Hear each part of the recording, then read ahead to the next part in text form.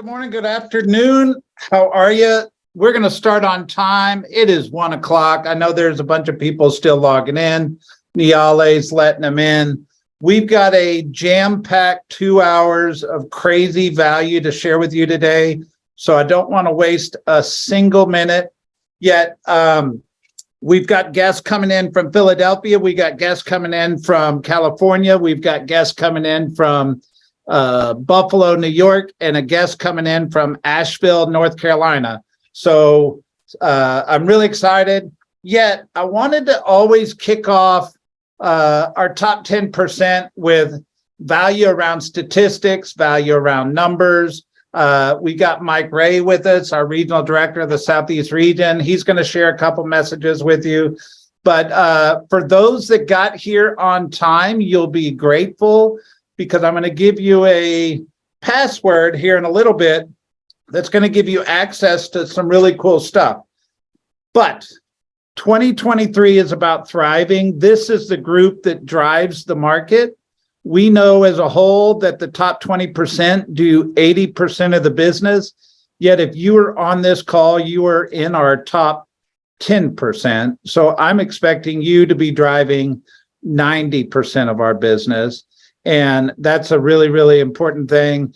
Kudos to you. Congratulations to you for being on the call. No need to fluff it. Let's go. Luke, do you have, can you share your screen? And let's jump into some statistics. So those of you that have been around Keller Williams for a while understand that Gary Keller goes through the numbers that drive real estate. And he's tracked these statistics for years and years and years. And we put together therealestatestats.com, and we've got a new version of it. Don't go there yet because you don't have the password to get you into all the cool stuff. But you will notice on the top left are the national statistics. And what we're doing is we're taking Gary Keller's slides. If you'll notice at the bottom, the last update was November 2022. Yet we expect to get the current slides in about 10 days in Anaheim, California, and we're committed to loading those up on here so you don't have to go looking for them. You'll have access to them on therealestatestats.com. Yet, if you want to scroll through these, I'm not going to go through all of Gary Keller's slides because they're a little bit outdated right now with November data. But we have current data on the Atlanta market, and I want to spend some time on that. However, if you click on community, go all the way to the right, Luke. I want to show you a couple features on this website for you.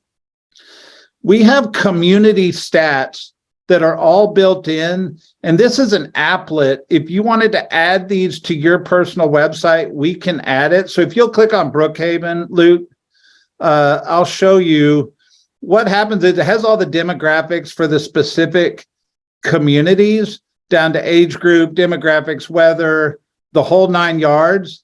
But one of the cool features on here is the schools. And if you click on the school, it'll tell you everything to gender ratio, to how many kids are enrolled in each grade, to the breakdown of the school. It's all the school stats that the publics provide, yet it's built into these community statistics that we've got set up. Now, if you'll notice on our office websites, we've got a lot of these community statistics already there. So you can either come here and get the overarching communities or go to our office websites and get all the data there. But the county statistics is the Google sheet of the last 7 days MLS we've been tracking forever. You probably all seen this Google sheet. We go through these every Monday at 2:30 on the industry update. So I don't need to show you all that, but we're going to focus for just a few minutes on the Atlanta statistics. So when we go there, you have to have a password. And I'll dangle the carrot and tell you here in a little while, I'll give you the password so you pay attention. But as soon as we're done, I'll give you the password to be able to log into this and unlock all these charts. So here's Atlanta home sales tracked all the way through 2022. And I want to give you some comments about it. Yes, we know the sales have decreased. Like, that's not new information. What's new information is how much and what does it mean to us. So if you notice on here, there's a blue and a purple. The blue is Greater Atlanta and the purple is all FMLS. So typically we look at all FMLS, but FMLS actually covers a lot more areas outside of Greater Atlanta. So you can hover over the difference at the top where Luke's doing to see the difference in the actual numbers. But here's what you need to know. There was a 16% decrease in home sales in 2022 for FMLS, and there was a 19% decrease in home sales in Greater Atlanta in 2022. What does that mean? The market shifted, right? We knew that, and we actually expected it. I actually have heard people quote numbers up into the 30s. The true numbers that we're pulling straight out of FMLS are showing 16% for FMLS, 19% for Greater Atlanta. It's empowering and important to know that. However, if you just look at Greater Atlanta, what year is the year most closely related to the amount of home sales we had in 2022 in Greater Atlanta? So if you'll click on the blue one, Luke, you can see on the bar chart, we're actually trending equal to 2015 to 2016 units in home sales. So we rolled back almost 7 years or 6 years, excuse me, in volume of units on home sales just in the year 2022. If you look at FMLS on the pink chart, we rolled backwards to 2016, 2017 levels. So not as bad in the greater area, but in Atlanta greater, excuse me, not as bad in the FMLS area, but in greater Atlanta, it actually took a little bit bigger hit in the city than all the urban areas, or the rural areas, I should say. So what are the predictions for 2023? The economists are saying equal or slight decline for 2023 from 2022. Is that new information? Not necessarily, but here it is in black and white in a chart form for you to have. One, and two, to be able to share with clientele. And three, how do we go get our unfair share? Honestly, I'm excited about those numbers because I expected a little bit bigger drop than it was. And it feels bigger at times, and you'll see this in this next chart. So when we go to Atlanta home sales yearly comparison by month, what I want you to do is if you hover over, there you go, hover over 2019, what you're seeing is that normal bell curve, the slow January, the spring market building, the summer peak, and then the fall cooling off. But when we get to 2020, you saw that pandemic spring slow, right? Like that's when the pandemic hit, the market was slow. And then all of a sudden, when everybody decided real estate was a hot thing in June, July, we put the foot on the gas pedal and it stayed hot for quite a while. When you get to 2021, notice the dip in January compared to the rest of the year. I think that's important to know. Even in the best of years, January is always the slowest month of the year. And we just experienced that. You're going to see that here in a minute. But in 2022, January was a little slower. It built, and then we all understood the market shifted early or middle of summer, basically in June. And what's going on here? And the market shifted in June and then slowly tapered off. But when we add January sales on there, it gets a little nervous for the month of January because December 2022 was 37% less volume than December 2021. So you can see that the December volume last December, a month ago, was 37% less than it was a year ago. And if you look at January, it was 50% less volume than the previous January. Now, is that our reality, or is that what the market's given us? It's what the market's given us. Our conversation in this call specifically, a specific top 10% conversation, is how do we go take our unfair share? And I would tell you from a bell curve standpoint, it's a new normal. We're back to the normal bell curve. The unit counts probably rolled back 3 to 5, 6 years in volume. Yet I promise you, the agents that were thriving 3 to 6 years ago were thriving and really happy with their success. So now, how do we go beat that and get our unfair share? I'm going to roll to the third chart here, which is average sales price compared to a trend line. So if you take the trend lines off for a second, you'll notice that the average sales price in Atlanta has consistently over time gone up. We know that's what real estate does, right? Well, Gary Keller in the national statistics has always talked about a 4% trend line.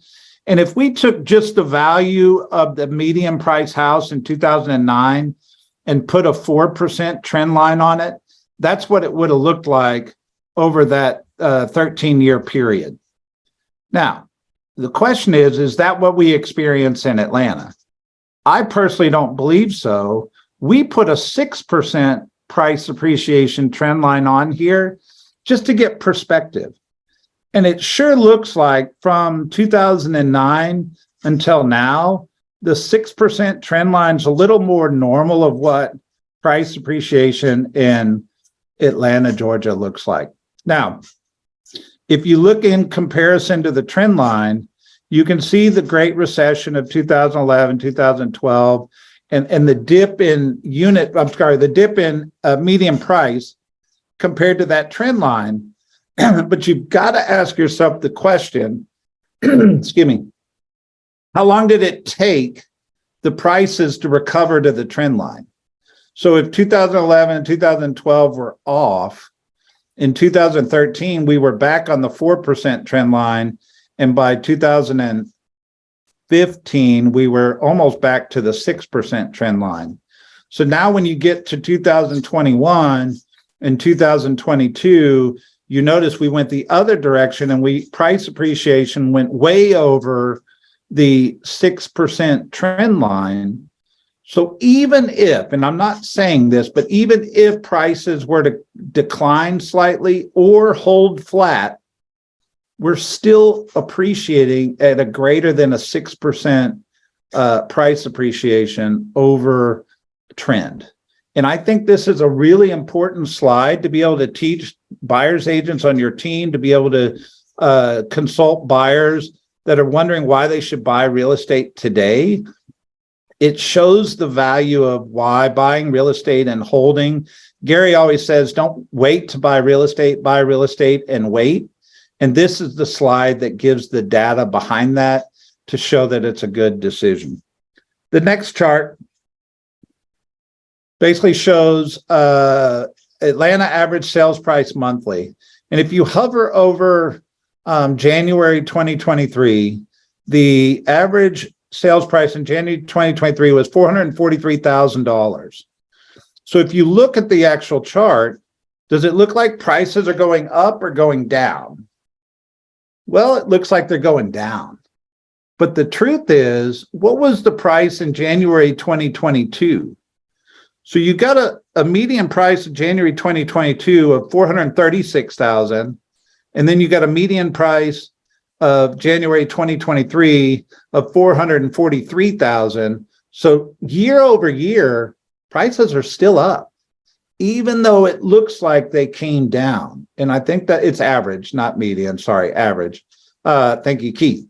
So it's really important to kind of see that, because at the end of the day, price appreciation or depreciation is the relationship to what the price was a year ago. So it's not a month over month stat, it's a year over year stat.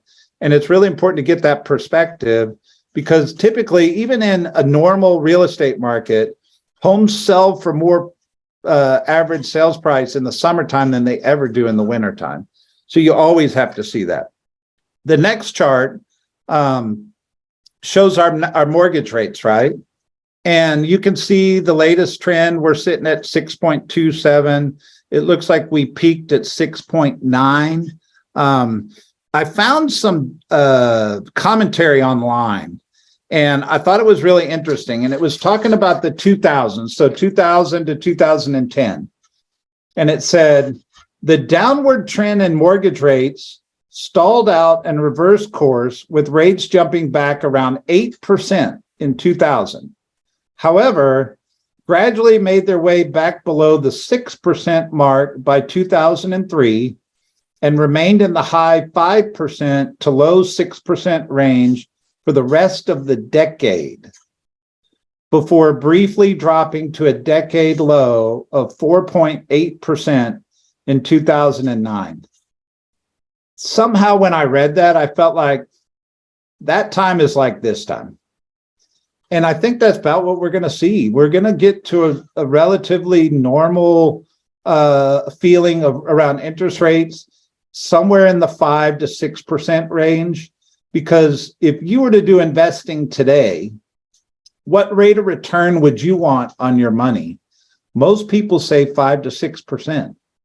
So if banks are any like you and I, they're looking for that same rate of return on their money as well. And it tends to be where the rates are probably going to level out. I believe we'll see what comes, but you can see already the rates have come down. And this chart goes back to 2020. But if we had pulled it out even further, you would see that the rates, we start talking about if I sold real estate 20 years ago, what rates were. We've had those conversations. You would see the comparisons pretty comparable to what it was 20 years ago. The next chart, we overlaid them. And what I find interesting on this chart is pricing's not a quick result of interest rates. So what that means is if the rate goes up, it doesn't directly affect prices in the short term. It will affect prices in the long term, but it doesn't necessarily create a drastic change in price like I believe the consumers think it does. I do think it works in both sides. I think it works to our advantage of getting people to list now.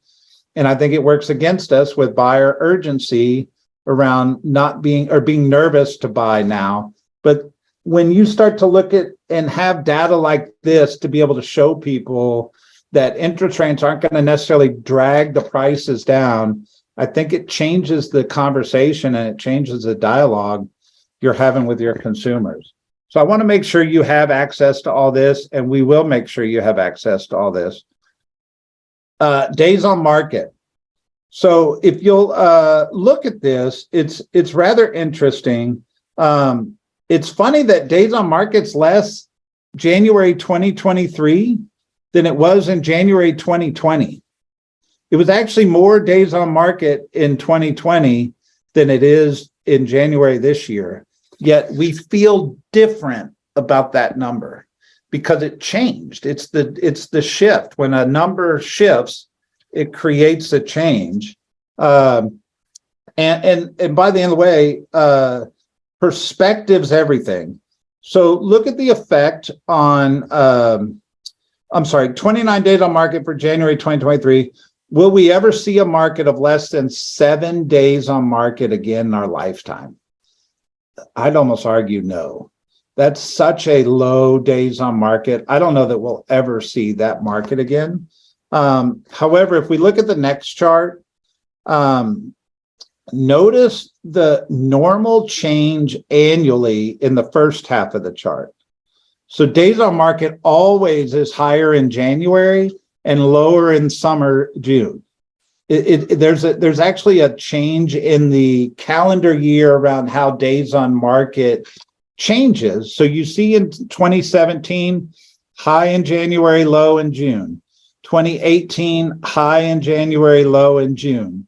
2019, high in January, low in June. 2020 started high in January, and then we go straight into the pandemic. And the pandemic created that dip in days on market.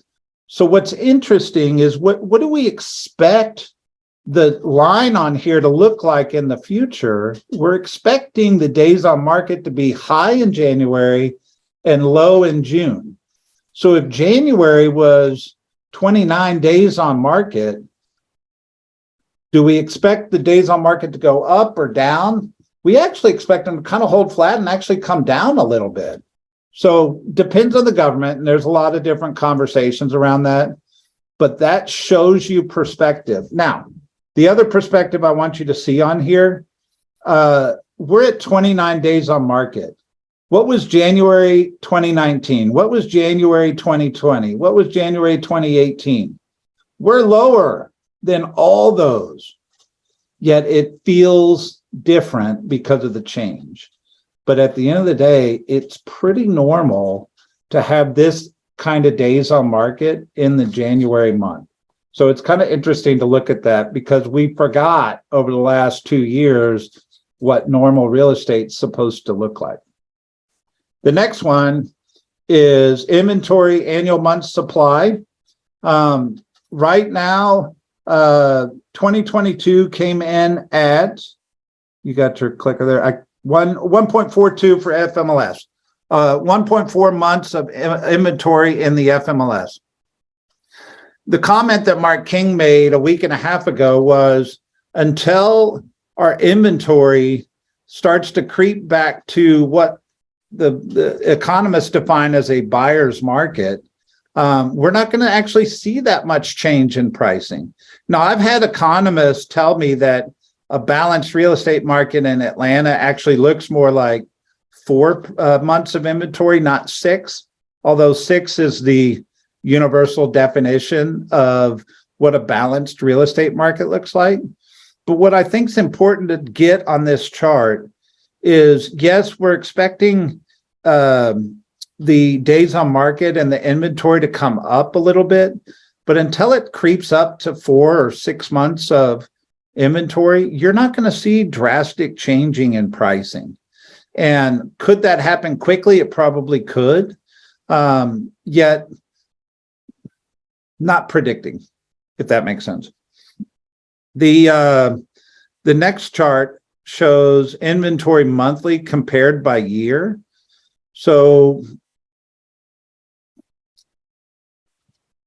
I lost my notes. There it is. We're at 1.8 months of inventory. This is lower than January of 2021. Isn't that interesting? So we do believe the inventory is going to climb slightly, but not necessarily get to the buyer's market levels of 4 to 6 months. If you're looking at here, January should start to move down in inventory as we move into the spring market. I've had many conversations in the offices right now. People are still experiencing multiple offers. There's a little bit of a dichotomy of going on of a beauty contest when the pretty houses are selling quickly and getting multiple offers, and the ones that aren't priced right or positioned right or staged right or showing right might be the ones bringing the days on market up. I'm not telling you guys anything you don't know. Well, I want to run through a couple other of these, and then, like I said, you'll have access to all this, be able to go log in and see it. The single family home starts. If you look at the blue line, that's kind of the average of what a single family home start annually should look like historically. So obviously, at the end of the pandemic in 2021, the builders were building at a high rate, right? Like they were putting a lot of inventory on the ground.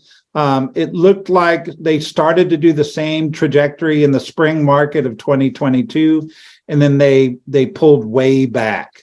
And it took them a little while to do it. But now, where's the inventory of new home starts? It's pretty low. At the end of last year, we expect it to come way up in the spring market of this year. But what's interesting about this is, if you're not aware, Atlanta is in the top 4 real estate markets in the country for new construction. And if we're experiencing that in Atlanta, Georgia, what's the rest of the country experiencing? So anyway, we expect new home starts to pick up. We'll track it and you'll be able to look at it on here. Unemployment, we've talked this one for a long time. We're at 2.6. U.S. government expects unemployment to be under 6% to feel good about it.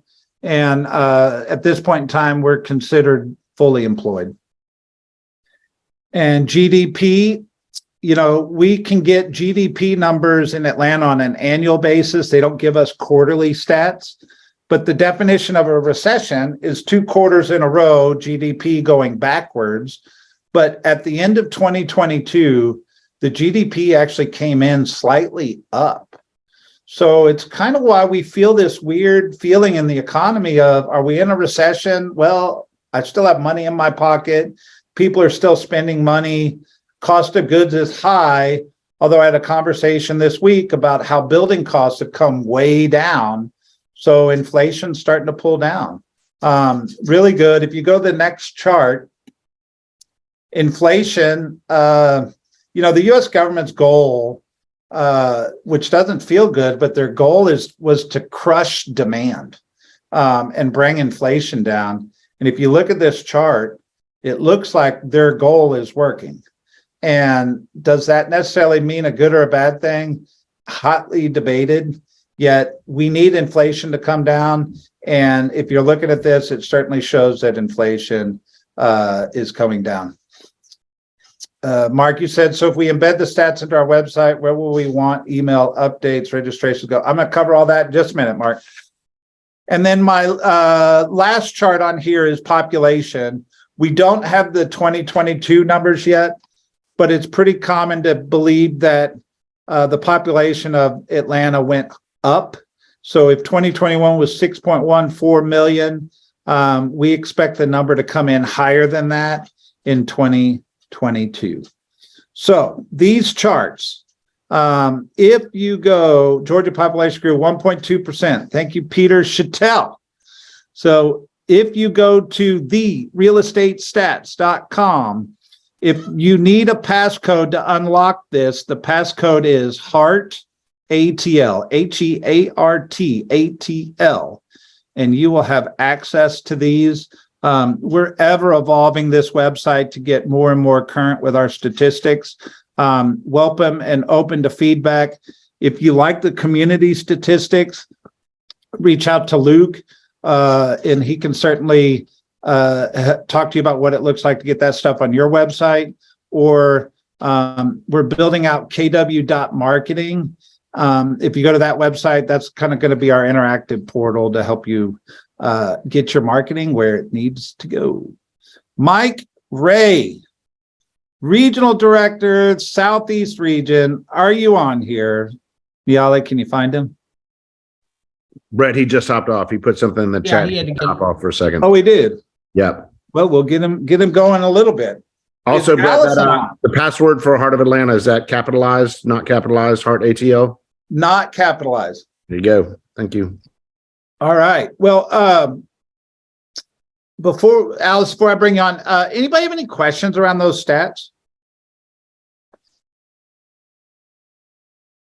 It's a lot, but I wanted to give it to you and give you an overview and then let you go digest it. Excuse me, Brent, what's the site again? Therealestatestats.com. It's in the chat now. It's in the chat. If you used to log into it before and went to the Google Sheet, you may have to open an incognito window because the cookies are taking you to the old one. I had that problem. Make sense? All right. Allison, you on? I am indeed. All right. So apparently you're related to one of our top producers. I think they're on here.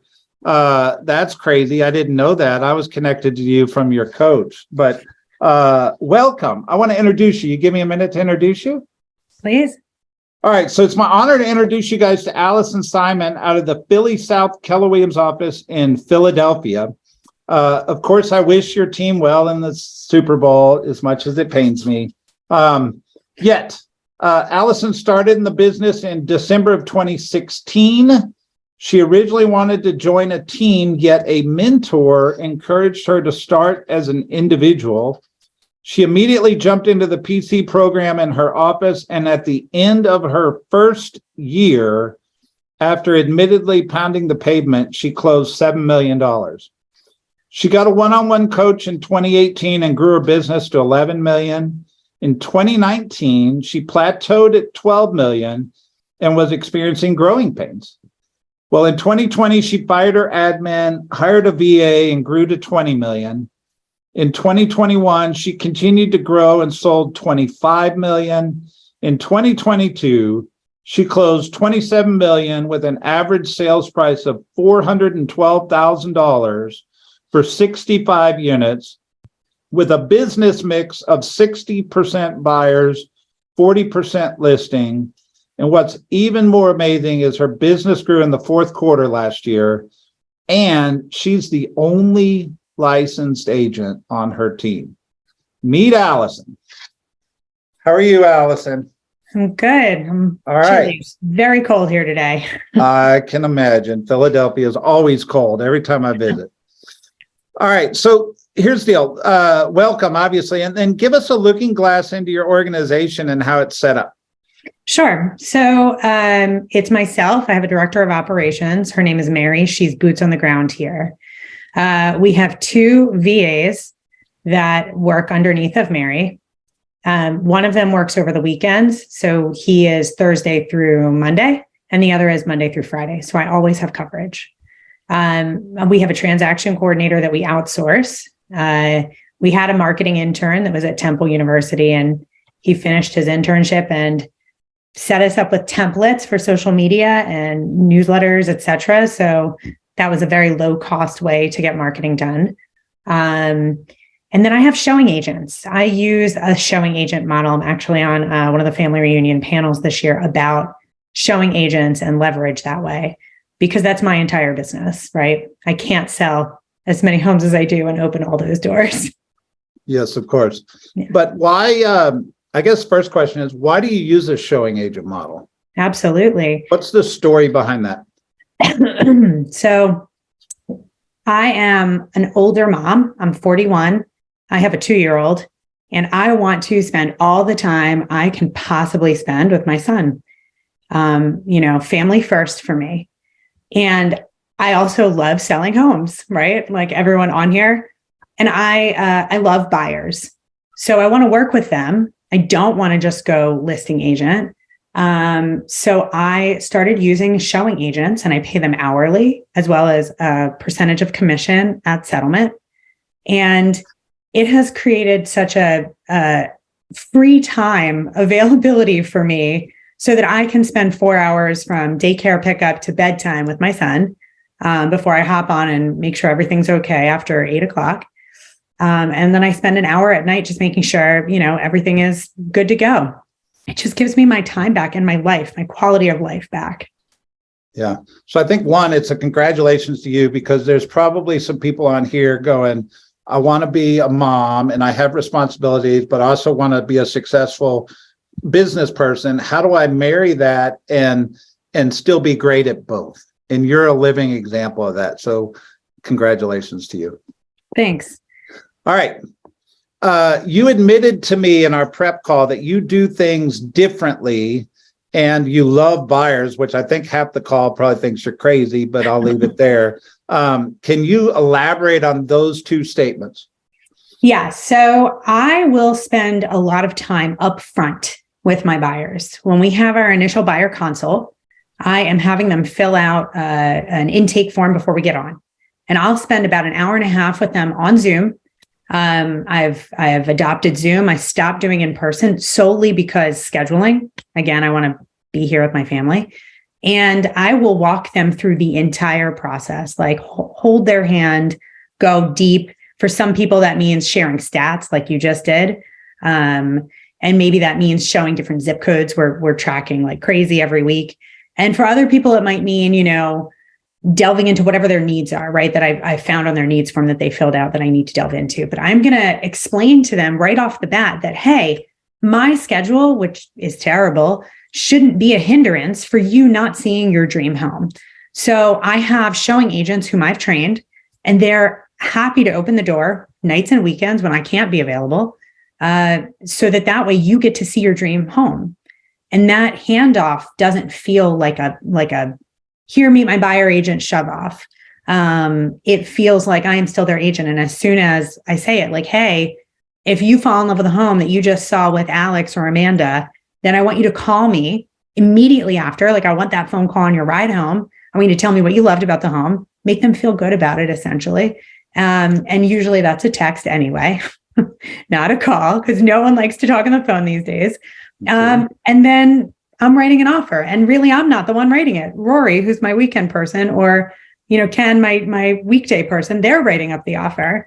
So I just use my leverage wisely to do all of the things that I think as a newer agent, I spent so much time slogging through. Yeah. I think there's two unique things about you that I think we should elaborate around. One is you're selling $27 million a year with no buyer's agent.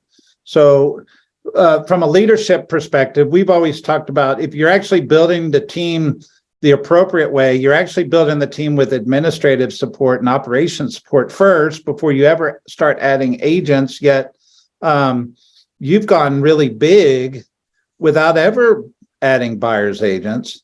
And that's not to say you won't in the future, but I think it's really interesting that you've had that success without doing it with the buyer's agent role. So one, I think people need to hear that about you. But the other thing that I guess I coined the phrase, but I want you to talk about it more, is you treat buyers almost like it's a buyer listing. And you treat your buyers that you pick up in a process very similar to you treat a listing, right? Can you elaborate and talk about that? Sure. So when I go on a listing appointment, I'm going to walk them through what to expect next, right? I literally have a printout that says, here's what to expect next. Once they've agreed to work with, our team, Simon Sells Philly. We call ourselves a team, but we're really a team of me and 5 admin. I will walk them through everything. So the same way I do that with a buyer, then I say, okay, here's what to expect next. Once you're pre-approved, if they're not already, we just created your portal together on the MLS, right? I shared my screen. I did it all with them right there so they could watch and see everything that goes into it. Here's what to expect next. You're going to get these things. I want you to love like trash. There's a little spot for notes. Every time you leave a note, I get an alert. Please don't leave 50 notes, but do leave notes that say, I really want to see this property. My admin are in my email. They get those alerts. They take the reins from there. They go ahead and they set that up with you. They're going to see you want to see a property. And they run with it. So my real contact with my buyers, aside from that initial call, which is long and in-depth, is really then after they've seen the property and they're ready to make that offer. My VA, and I saw in the chat, people are asking, they draft the offer in PA. We have a form. I think it's the same in Atlanta, but I'm not sure. My cousin Josh is on the call. I don't know if I've learned from him a little bit, but it's a form and they just fill in the gaps, right? I have a Google form I'm filling out for my VA, which takes me 3 minutes maybe, of all of the things I want checked off. And then I'm going into that offer. I'm quickly reviewing it, correcting any errors, which shouldn't be there at this point, right? Because we're a well-oiled machine. And I'm sending it to the client.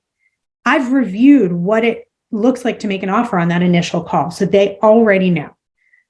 So when I send it, I say, listen, reach out if you have any questions at all. And granted, I think we all have the people who want to be walked through the agreement of sale.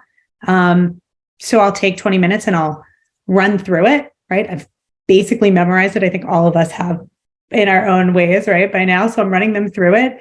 I'm making my jokes to make it light because I like to keep things light and airy. I like to joke about the paragraph that's called heading. Someone sued over the heading. That's crazy. Keep it light and airy. They're calm making that offer. And then I say, great, I'm going to submit this offer. And then I'm negotiating. So I'm really seeing them on the front end. And then again, once they've found their house. So the big time suck that is showing homes, someone else is doing. And I'm paying them 10% at settlement, plus a $15 an hour wage that I cash app them after they show homes. Okay, so these showing agents Mhm. are making a $15 an hour wage and 10% of the commission. Correct. Is it hard to find people that would do that? So a lot of my hiring process for showing agents, because I do take them through a true hiring process, is to make sure they're a good fit for me. And I want them to take it as a win-win. These are newer agents, and I train them so that they can grow. I want to elevate them. I'm a big fan of the PC program. That's how I came up. And I'm a big fan of education in general. That's just my style. I want to be educational. And I don't want to pay per door because I feel like then I don't get my value.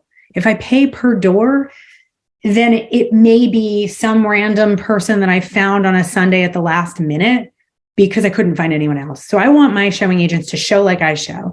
And I tell them when I hire them, I want you to stay with me for a year, maybe a little more, but I don't want you to be with me for 5 years. That's not good for you. And it's not good for me. I want you to grow and learn and move on. So that's why I do it. And they see that win-win, of being able to call me at any point and ask me questions about their clients, right? I want them to be new solo agents.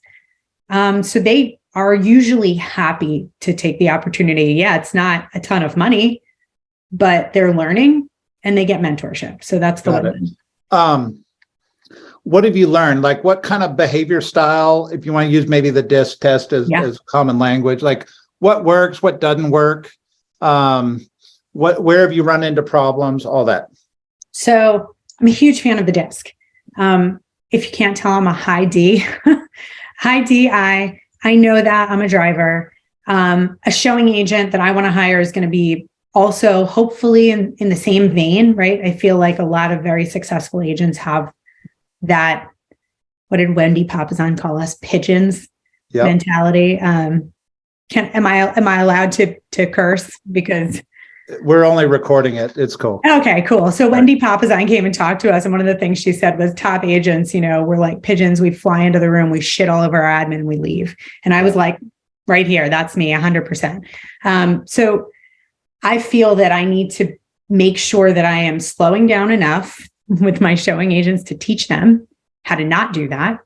I want to train them to read the discs in my clients. That's going to help them. So when I say read the discs, what do I mean?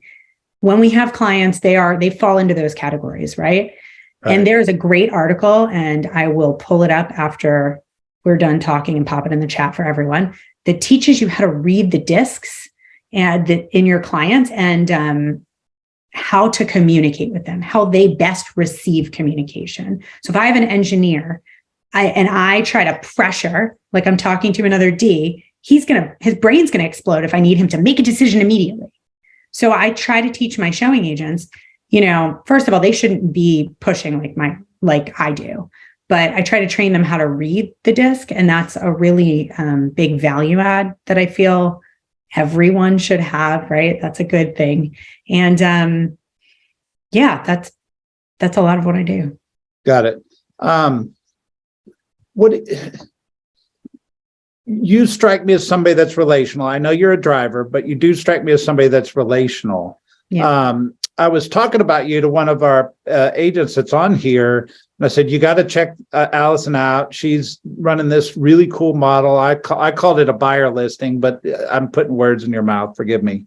But he said, man, Brett, I would miss all that bonding time I do showing these houses. How would I create rapport? How would I relate to my clients if I never showed them any property? And I said, you know what? I'm going to ask her that question. So how would you relate to that? You're relational, and anyway, take it away. Yeah, I think that's a drunk monkey moment. You do not lose that relational bond if you're not the one showing the homes. You're still in touch with them. You're still checking in with them. You're still having conversations, and you had that bond from the get-go, right? When they choose to work with me from that moment, at my consult, I review my buyer agency and they are signing it that usually within a day. They've agreed to work with me. We have that bond right away. And then they'll ask questions. They're asking them to, my email address, and sometimes Mary's the one who responds. Sometimes I'm the one who responds, but everybody's feeling like we're bonded. And I'm almost entirely referral based. So my past clients are referring me people. So they're not feeling that I'm not relational. And if you look at reviews, people constantly say how in touch I am with them, but I'm really not. It's just the system we've created to feel relational. Let me break down what I'm hearing you say is a good chunk of your business is database based, right? So do you handle any cold leads this way? Do you treat the leads a little bit different based on the referral source, if it's luxury or not, that kind of thing? Yeah, totally. So I do have my 3 that I will always show that I like to work with. Friends and family, if my cousin is buying a property, then I'm going to work with them. And if I need someone to open the door, then I will get someone and I'll pay them per door. And I'll say to my cousin, they're just opening the door. That's not our dedicated showing agent. Luxury clients, those are clients over $1 million I'm going to work with, maybe 900 and up.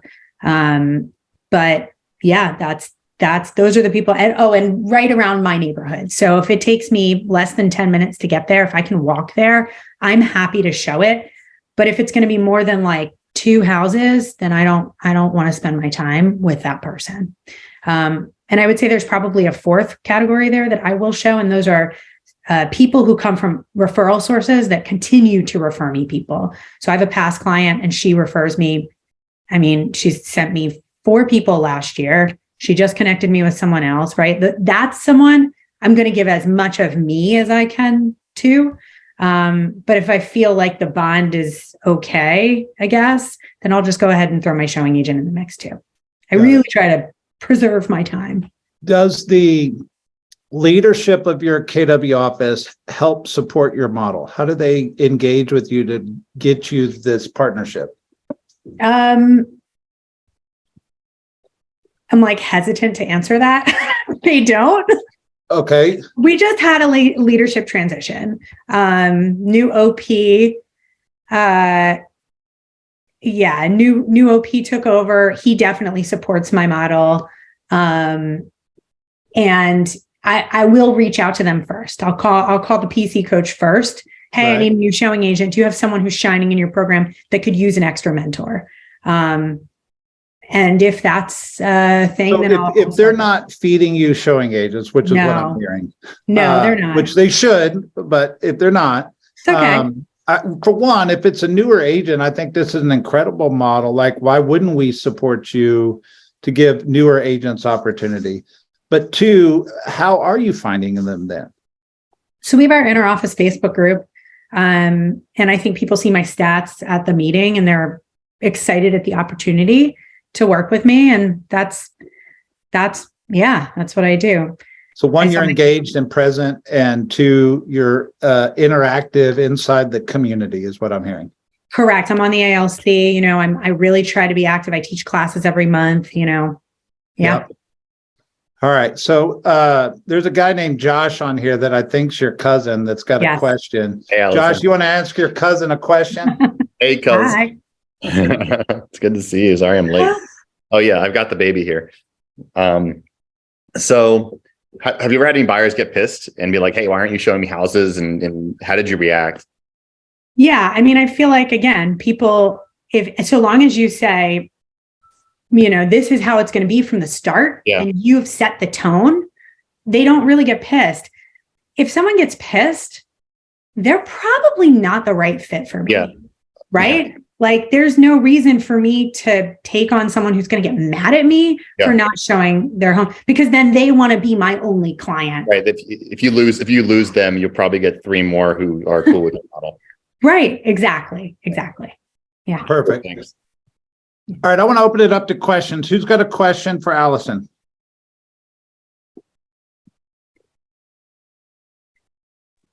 I do. Hey, Allison, Natalie here. I actually use a similar model. I'll just put it on there. That's why I'm able to only work 20 hours a week and travel the world all the time. One of the things I'm struggling with now, because I have all my leverage and my assistants, who do you have that does pop buys and things like that? Do you also hire the showing assistant, or do you have somebody that runs tasks for you? Because your virtual assistants obviously can't do that. Yeah, Mary, my director of operations, is boots on the ground. And so sometimes she'll set up, if I really liked someone, like I just got along with them really well, then maybe I want to do the pop by. But I don't really do that many pop buys.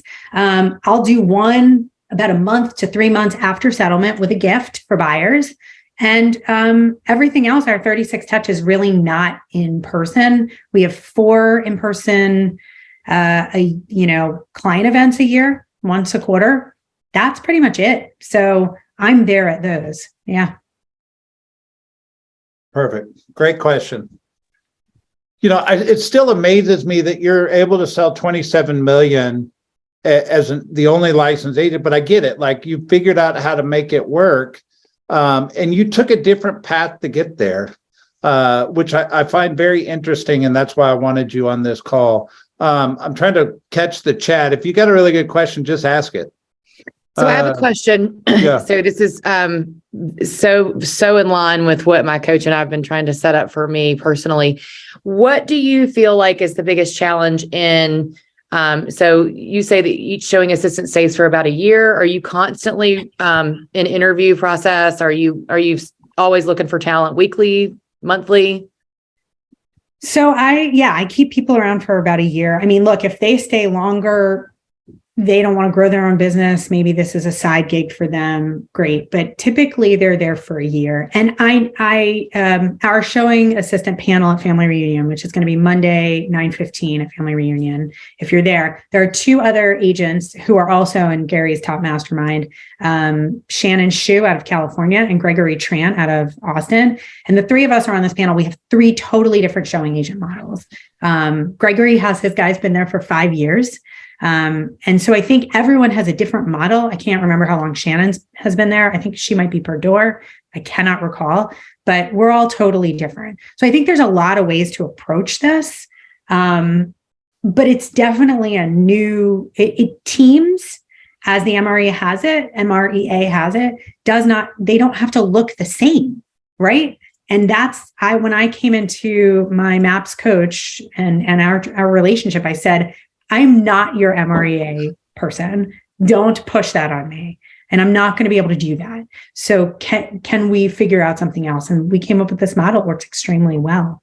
I don't know if that's helpful for you. It is helpful. And then just one more question. Can you share a little bit about what your profitability looks like with this model?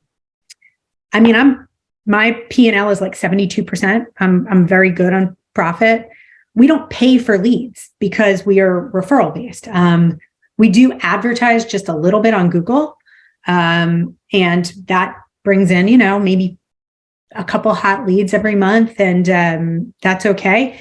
And another thing that I do with my operations manager, like I forward my phone to her. I don't know, anyone who has an iPhone, you can just do this in settings. It is a game changer. It's another way to get my time back. So my phone calls right now are forwarding to Mary. And if she captures a lead, guess what? She gets 10%. So and she is very happy to do that. And she is very good on the phone. So she's acting like an ISA or an OSA really, right? Outside. So she's also bringing in leads, and she's setting me up on buyers and sellers, appointments, and, all of that. I'm extremely profitable because I'm not paying for these crazy things that call us all a million times a day. Right. Perfect. Great question. Let's take one more. I have a question. Question. Oh, go ahead.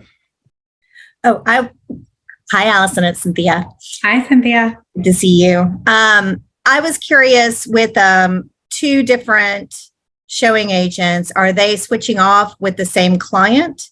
And if so, how did one end up getting the 10%? Is it just if they're the ones who happen to show the house that was the winner? No, I assign them based on personalities. Gotcha. Okay. Yeah. But what do you do? Just follow up. What do you do if one of them becomes unavailable? It It depends on, like, are they unavailable for a day? Fine, we pay someone else to open the door. And maybe they pay. It depends on how unavailable they are. I have yet to really run into too many issues there. But I did have a showing agent who disappeared for 2 weeks on me. She went to Ireland. And in that case, if I had to put someone else, she understood like she might lose that commission, even if she had been working with them. And she was totally fine with that. We had that very transparent, conversation. Awesome. Allison, thank you so much. Here's the question. You are Philadelphia. If somebody wants to do referral business with you out of Philadelphia, what's the best way to get in touch with you? Absolutely. I'll pop it in the chat. You put it in the chat? Yep. I'll throw it in the We chat. would love it. And I hope you hang out. Thank you for being here. Of course. Thanks for having me. Awesome. So I got two gentlemen. I think Jeremy, Herman, are you on? I am here. Good to see you guys. Good to see. So Jeremy is the owner of a product called Clarity Now that I think is so valuable. And I wanted to give him just like 5 minutes to kind of give you an overview of what Clarity Now is. So if it's something that you wanted to engage into your business, you got a minute to understand what it is. Jeremy, take it away. I appreciate you guys. To top 10%, you guys are awesome. Yeah. Also, Mr. Staten, I like your baby. I like that you got your baby hanging out with you. That's Thank awesome. you. I got a bunch of them, so I feel like I'm lucky there's not one around me right now. Okay, so I am an executive maps coach, been in the industry for 18 years, and I am the CEO and co-founder of my company, Clarity Now. And I'm going to share my screen and show you guys quick what Clarity Now is, if that's okay with you guys. Yep. Okay, so basically Clarity Now does business planning and business tracking and gives you insights on your data. So as a business coach, one thing that I experience is that a lot of agents are still using spreadsheets, or they really don't know their business as well as they should. So Clarity Now was built, frankly, as my need as a coach. The couple things I want to show you in the limited time that we have and why I think it'd be valuable for you guys is, first and foremost, our economic model is freaking really, really, really cool. What it does is it builds you your business plan based on your net profit goal. So the way that this works is if I log into the system and I want to do my economic model, it works for every single agent in the country. So I own a team and I have additional salespeople. So you're a rainmaker. I'm on a team, which I assume top 10%. A lot of you guys do have teams. I'm really passionate about this status because I found that a lot of rainmakers, they have team members, but they don't really have great tools for their agents, which makes it difficult to do one-on-ones and just kind of lacking that value add. So you can select, I'm on a team or I'm an individual agent, no additional salespeople. Based on that, the first question is how much money do you want to net? Average sales price, commissions. You're going to go through the rest of the information in the form. And based on what you fill out, it's going to tell you that if you want to net, in this case, $350,000, it's 29 million in volume, 817 in GCI, 145 closed units. One thing I didn't show you because for time, the economic model asks you how many listings and how many buyers you'll personally sell. Therefore, you know how many sales you need from team members based on your unique splits. So it tells you exactly what the production needs to be, and it tells you what the activities need to be to actually go and do that based on the conversion ratios that you typed in. So put in the chat box if you think that's cool. Give me a thumbs up. Give me a heck yeah, whatever you want to put in there. But now officially you can build your business plan based on profit, which I'm super passionate about. The second thing that I think is really, really cool and unique to us is we call it our goal gap, which I think every agent should use. And it stems from what's called your business information, which is custom to every account. So what is your average contract to close? How long does it take you to make a listing go live? And what's your average days on market? Based on this data, the goal gap tells you that your annual year to take listings that can close in a fiscal year is really October 19th to October 18th. Any listing we sign after October 18th is going to be a 2024 closing because it's got to go live, got to sell, and got to close. So based on that, we have 16 days left to sell for our Q1 goal. Anything after February 18th is going to be a Q2 closing. And again, that's because we have a 41-day contract to close. So completely customizable for you. For this client, his goal for Q1 based on his economic models to close 29 for 5.8. He's currently at 23 for 4.5. Therefore, his gap to hit his goals is 6 sales for 1.2 million bucks.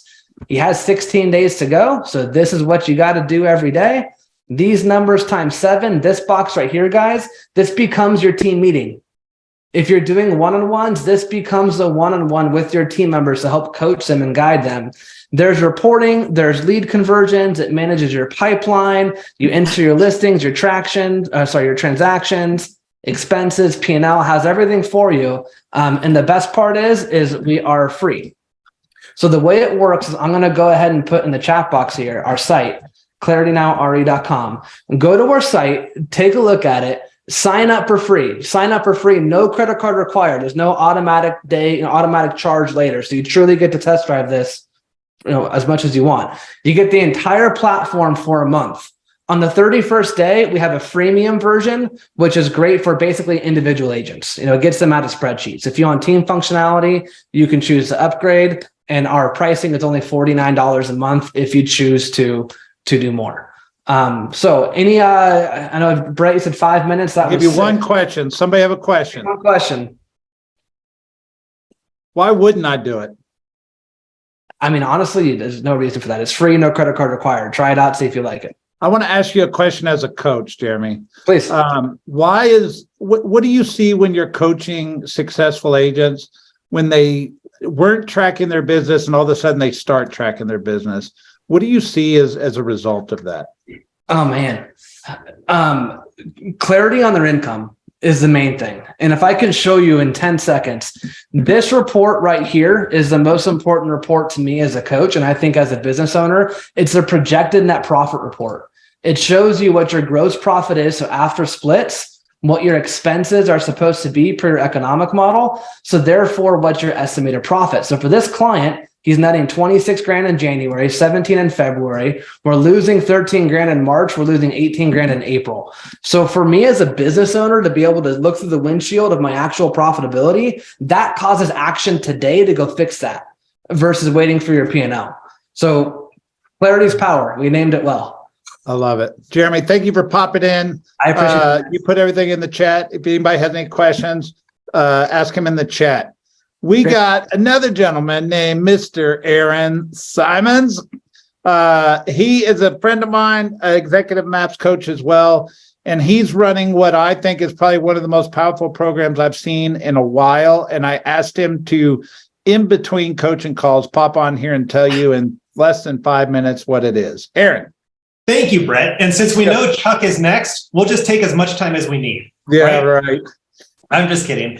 All right, guys. So here's what we know. We know that right now in the market, right, that market of yesterday, that opportunistic market is gone. Meaning for the last 3 years, we've been working in an environment where it was a no-brainer to buy and sell because people could, trade their 3% interest rate in, get whatever house they wanted for another 3% interest rate, right? And we know that's now gone. It's why we went from 6.1 million down to 4.9 million home sales last year. So what we're seeing on the listing side is that when we look at the inventory, 75% of the home sales right now, in terms of listings, are coming from one of 3 categories. It's either a boomer downsizing, a senior transitioning, or a family inheriting property. And if you guys, I would bet money, if you guys looked at your inventory for the last 12 months, I would almost guarantee that 75% of your listings was some version of one of those 3 categories. So the question is, if we know that's who's selling right now, what can we do right today to be more proactive in those 3 areas? The answer, and we won't solve the problem here on today's call, but just know the answer becomes building a larger professional database. Because at the end of the day, who else is on the front lines of that business? It's estate plan attorneys, it's financial planners, and it's CPAs. Now, they're not the only ones, but if we were to go get into more relationships with just those 3 professionals, there is no doubt that we'd be building a powerful pipeline and partnership, right, that would give us referrals every single month. And so we can get into as much or as little detail as you want, Brett. But at the end of the day, what I want permission to do from you guys is to come back at a later date and spend an hour giving you a step-by-step program that will allow you to get into action, starting immediately on building out that professional referral network. Because as we know, the population is aging. So Aaron, let me go ahead. Yeah, go ahead. Aaron, let me ask you a question. I know you super well, but this is probably the first time I think you've been in front of this group. Who the heck's Aaron Simmons? Well, all right. Who am I? First off, I'm a MAPS executive coach, right? I've been coaching for 8 years. I've been selling real estate for 18 years here in San Diego. I've been on over 2,000 listing appointments. So when it comes to listings, that's my jam. And when it comes to this arena, specifically baby boomer listings, which is a course that I used to run, this is what we're seeing out there. So Brett, to answer your question, if we want to take more listings, this is where we have to focus. And that's who I am. That's what I've done for the last 18 years. Does that answer the question? 100%. So I know we're short on time, but I wanted to make sure everybody understood my motivation in bringing Aaron on here. One is I brought Jeremy on because I know tracking your business is a success trait. And the second reason I brought Aaron on here is listings is everything in real estate.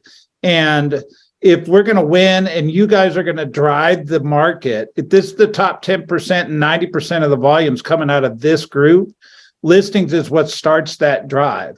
And Aaron has developed this program. I think you called it Listing 911 or something. So That's catchy. correct.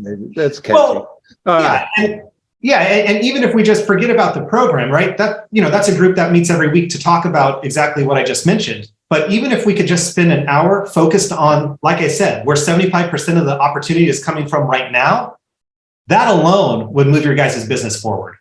Done. We'll set that up. And I wanted to just give Aaron a minute to kind of give you a heads up of what's coming, because I think this is a really important topic for 2023. Yeah. And thank you, Brett. I'll put my contact information in the chat. If anyone wants to reach out to me before then, happy to talk to you. Otherwise, I look forward to coming back. And we won't take any more of Chuck's valuable time, right? Listen, Aaron, thank you, sir. Chuck Johnson. Chuck Johnson. Aaron's energy is contagious. There you are. You know, one of my favorite stories of Chuck is he was sitting on an airplane and a whole bunch of people were on the same airplane and ordered cocktails and then told the waitress to bill the guy up front because it was their dad.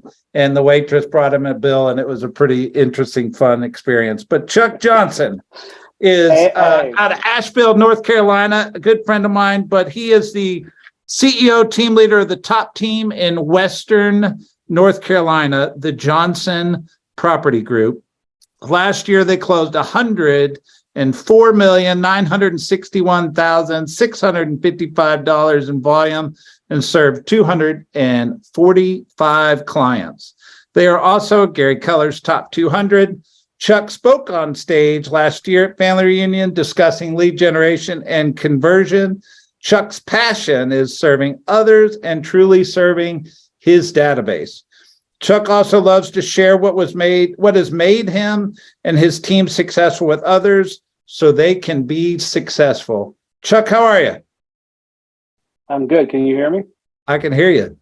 So tell me, 100 million in sales volume. That didn't happen overnight. Tell me a little bit about that journey. Just really quick, it's an interesting journey in that I failed and I failed and I failed.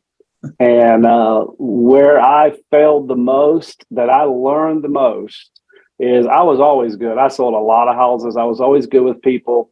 I was the worst hire or however you want to say it, of agents that you can imagine.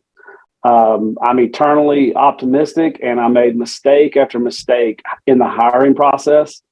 And probably where we've grown the most, we're only last year it was me and 5 agents doing that. And where we've grown the most is we've finally not mastered, but we've gotten much better at hiring. And actually, it's interesting following the Keller Williams model of hiring and doing it the right way. So what's really been our success is hiring the right people and then them buying into our mission, which is very simple: service. Serve people, serve people, serve people.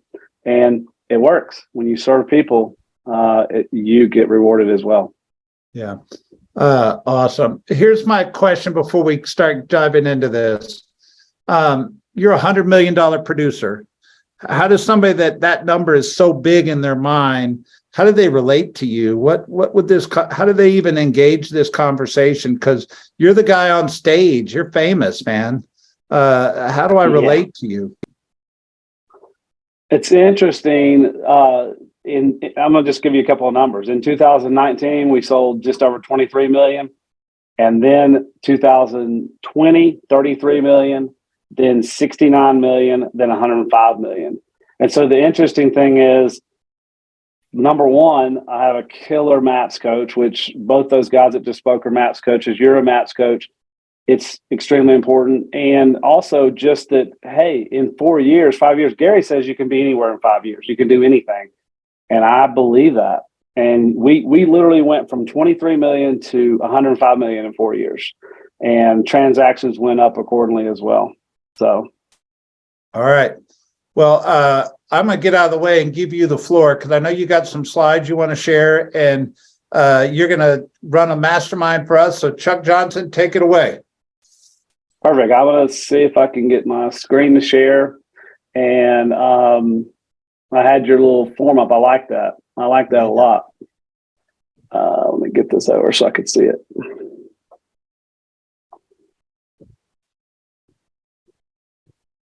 You guys got that? We got it.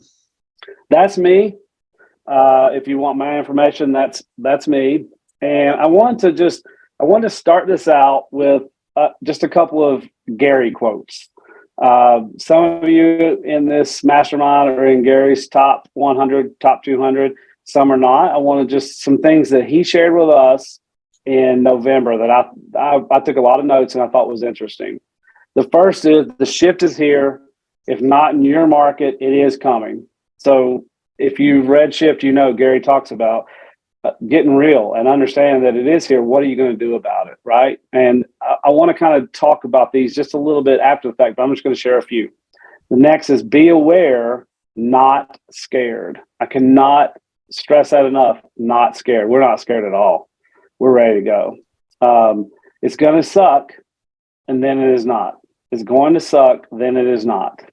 And it just means we're going to have to work a little harder. And then all of a sudden it's going to just like we were all during the pandemic, what are we going to do? What are we going to do? And then the floodgates open. I think a similar thing is going to happen. And so does Gary. Are you willing to do more, or are you willing to make less money? It's really the question. Are you willing to do more activities to generate the same, or are you and make yourself better, or are you okay with making less money? Again, these are just a few things he said. If rates had stayed low, how many homes would you have sold? I would assume that most of you would say that number's pretty high, right? Well, what is that? If we play that out a little farther, what does that mean? There's a lot of pent-up demand. So if those people would have bought or sold, then there's a ton, right? So all we've got to do is get it. We've got to help our clients know that it's okay to still buy and sell. I bought 2 properties in the last year. I'm not scared. I'm definitely think it's still a good time for my clients. So I'm sharing that with them and helping them find ideas, creative finance or whatever, right? Let's see what I got now. So I want to talk about this for a minute. I've got a list at the end of this that we're going to go through ideas from you guys. I just wanted to share a few things that are really on my mind during a shift, and I've been through several, and just want to just talk about them for a minute. So whether you're a team or you're an individual, to me, what is most important is your mindset. And we protect our mindset at all costs. If someone shares an article about this or that, I'm immediately in our Slack channel, I'm immediately sharing some other article showing how the market's this or that, and you can do this. And I'm always looking. We can either watch the news and hear all this stuff, or we can go get our unfair share of the business. It's that simple. And are we going to have to do a little bit more work for that? Sure. Maybe not. What if we increase how good we are? I just taught a disc class. I teach a disc class, a 3-hour class. Taught it yesterday, and I taught them about what if you didn't do many more activities and instead you really improved yourself where I can walk in and in 5 minutes, I know what disc you are. And then if you're a DISC, if you've not, I know we talked about this earlier, if you've not done anything with disc, you need to study disc.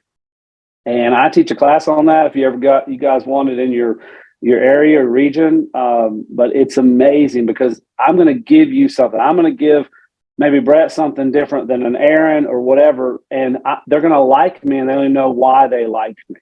Right.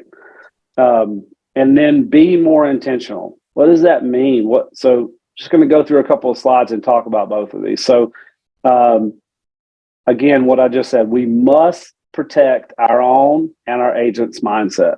So what does it look like? So I started this in June. I saw the market changing. We get the stats that Brett showed earlier. We get monthly reports. We get all these things. Great.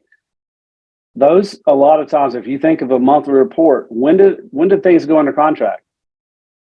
30, 60 days ago, 30, 45 days ago, right? So when I get, it's January, and in sometime in January, today's the 1st of February, or the 2nd of February. When am I going to get the January report? Maybe middle of February or sometime coming up, right?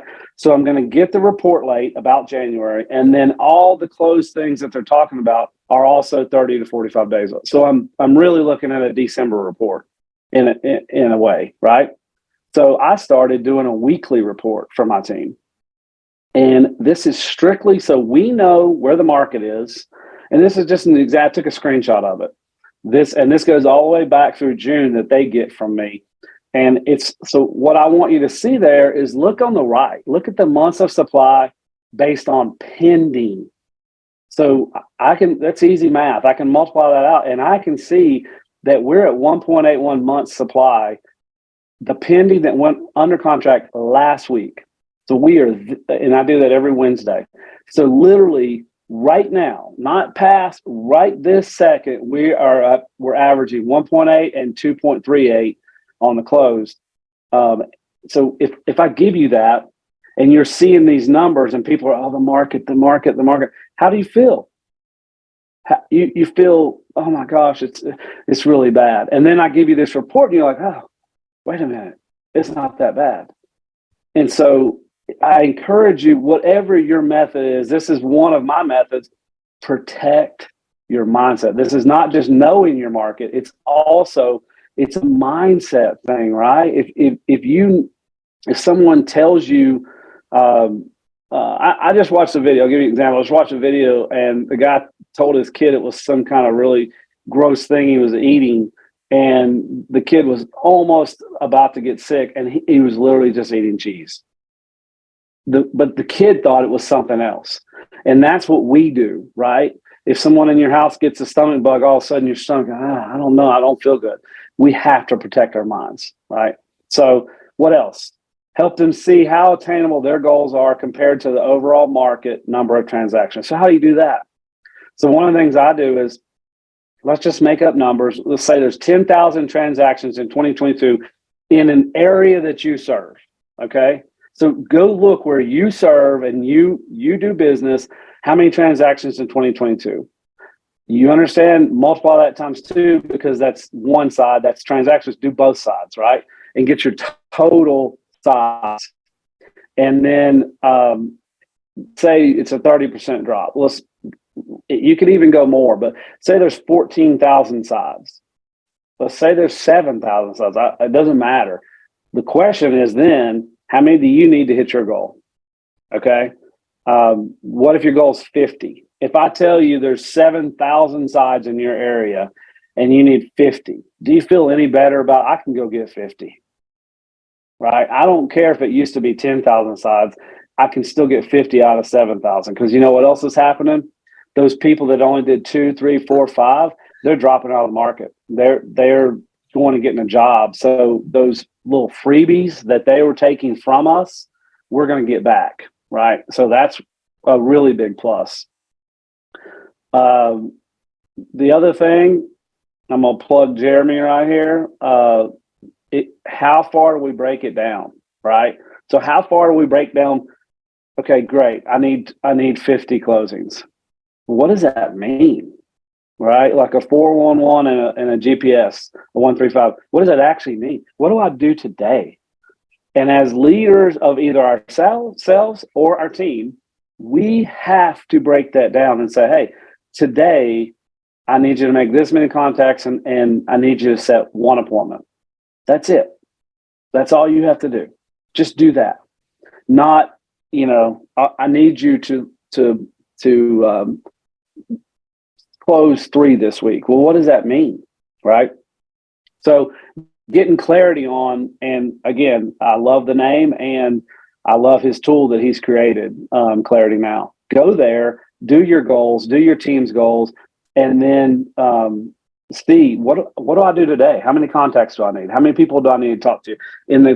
I used to be a maths coach, and the basic thing is you go back to, who do I need to talk to today? Is it a seller that needs a price reduction? Is it someone on the fence? It becomes that simple, right?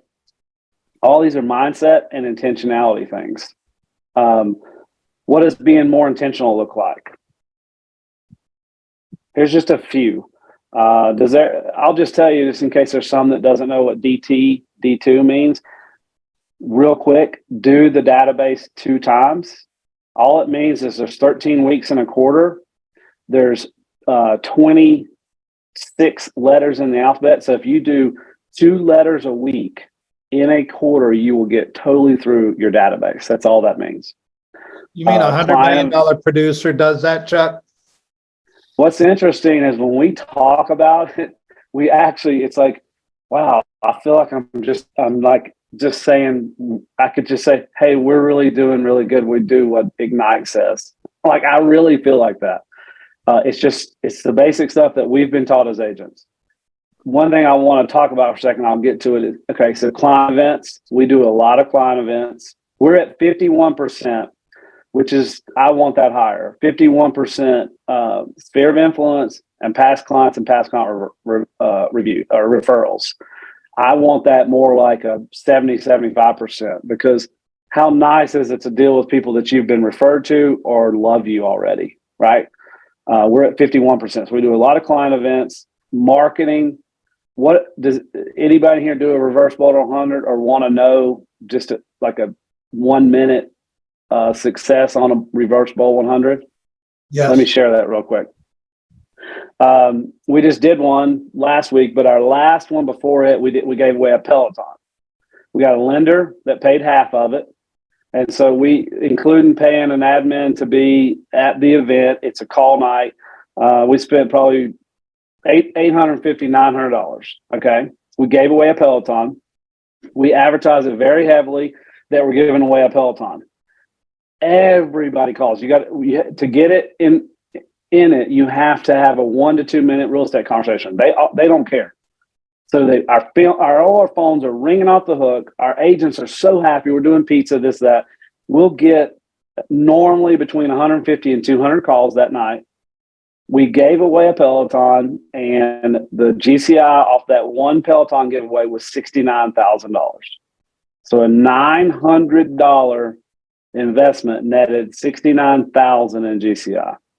And that's just a creative way of getting people, instead of constantly us saying, call. I'd say if we polled everybody on here right now, there might be one unique person that says, hey, I got into real estate to make calls.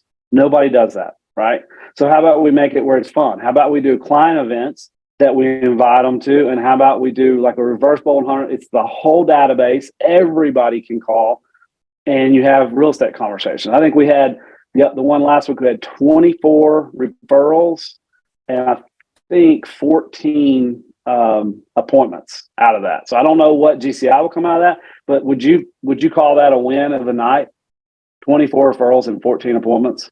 Heck yeah.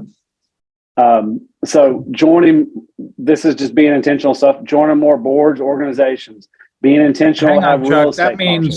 That means you spent $900 and you got 14 appointments. You spent $64 per appointment. Yep. Where can you get that? And what's interesting is it's people they already know, right? They just have to get in conversation with it. What this really is teaching us at a higher level is we do this as agents. Okay. I'm going to walk right by that person I know, and I'm going to at full speed running toward that lead that just registered on my website that may not even like me. But let's not talk to that person I know and that loves and cares about me. Doesn't make sense, does it? So does anybody have any, before we go on that, does anybody have any questions on that? Richard, you put a question in the chat. You want to ask it?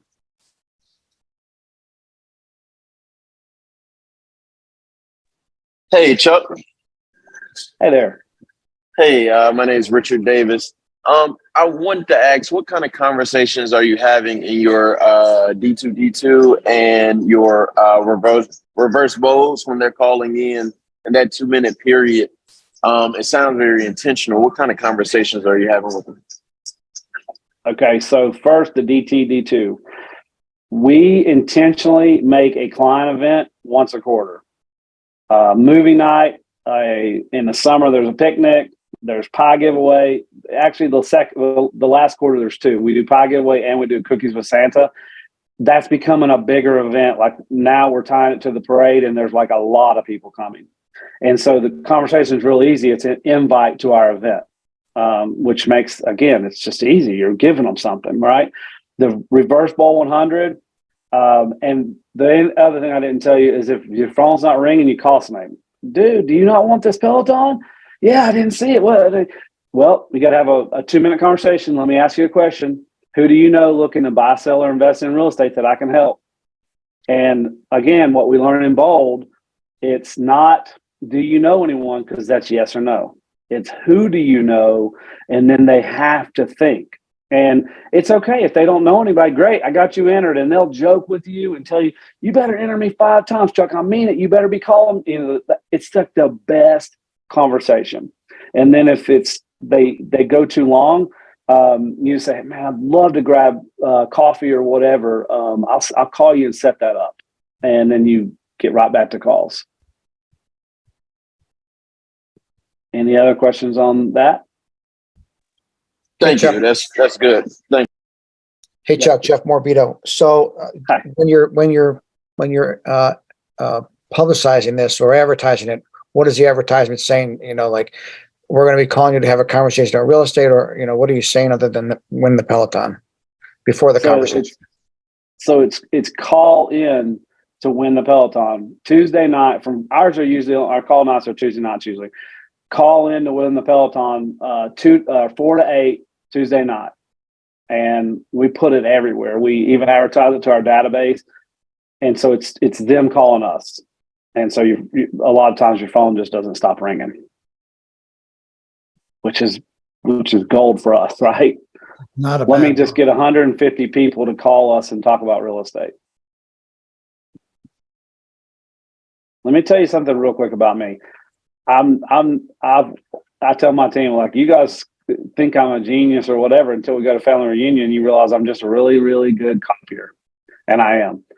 Tony Broney, one of my buddies, he's been doing reverse bowling hunters for quite a while. I've just copied him and others, right? And that's the beauty of this company is there's already people doing things that are out front of us. We just need to copy what they're doing. And if he's selling twice the houses I am, I'm gonna copy what he's doing.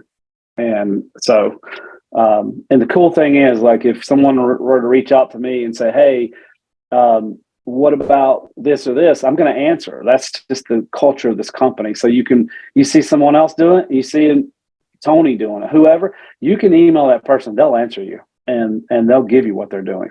That's why I love this company so much. Did I answer that question? You did. Yes, thank you. Okay. Anything else on that? But Chuck, let me elaborate. So if somebody went and saw you on Facebook, you probably could find on your timeline where you did it, right? Yes, and our Johnson proper, the main one where you see a lot of it, because we'll a lot of times share that is Johnson Property Group page, and you can find it on there. So yeah. So I can go copy it from there. Yeah, and I've not reached out. We're having good success. We're doing. I've not reached out to some of these agents, but some of the agents are doing them now where people can like register ahead of time. And I'm just kind of leery of that because my main thing is I want us to have conversations. If we can't see them face to face, the next best thing is a phone conversation. And so we want the conversation. And again, it is the most fun. Our team, we'll do call nights, and it's kind of like, but the reverse bowling hundreds, we are jacked up. We're playing music. There's pizza. We're having a really good time. And then at the end, we do a drawing, on the whole team is on the video doing the drawing. So it's just fun. You're giving something away, something big. Yeah. Chuck, let me ask we you a did question. A beach giveaway too. Yep. 100 million in sales. It sounds pretty simple what you're doing. Am I reading between the lines, or you're basically doing the basics better than anybody else? You know, what's funny is I've been to family reunion and mega camps so many times, and you hear people say that, and you're like, man, they're not sharing everything. And sometimes they're not sharing everything. But it's really and truly the basics, but it's also like, I can't tell you enough. If you're not using something like Clarity Now and tracking everything, and that's just the basics. That's the basics too, right? So yeah, it is. It's the basics, but how can I get myself, I was going to show you this in a minute. I'll go ahead and show you. Can you guys see this on my picture? Am I on? Can I? Yeah, stop your share. I'll do that and show you. Can you see it? Yep. Building a story brand. This book is a must. I'm telling you, get this book. And just really, really quick, what this book talks about is, let me get this back up. What the book talks about is building a brand. How do you build a brand that, I'm sorry, guys. I'm like, I get old, and then it takes me a second.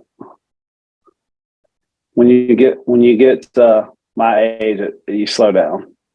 Do you know about that, Brett? Nope. It's talking about your client is your hero. You're never, ever, ever the hero.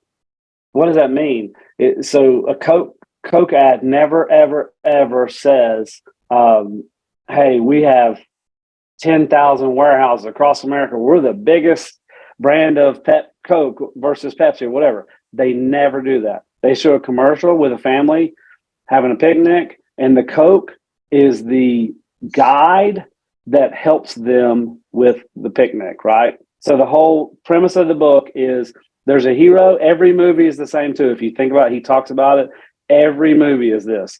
There's a hero that falls on hard times. A guide or multiple guides come along and help them through it and save the day, and the hero wins. Well, in real estate, we're the guide, okay? Our clients are always the hero. So if you were to go on mine, any of my team members' social media, it's always all about our clients, and we're telling a story that causes people to want to use us, right?